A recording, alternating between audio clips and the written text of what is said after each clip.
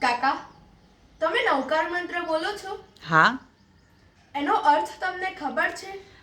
હવે અર્થ સાથે આપણે શું લેવા દેવા? આ તો મહારાજ સાહેબે કીધું બોલવાનું એટલે બોલવાનું. અર્થ બર્થ કોઈ ના ચાલે હો. હું કહું કાકા? કે ઓમ નમો અરિહંતાણમ, એટલે જે અરિહંત છે તેમને નમન. ઓમ નમો સિદ્ધાનમ, એટલે જે સિદ્ધ છે તેમને નમન.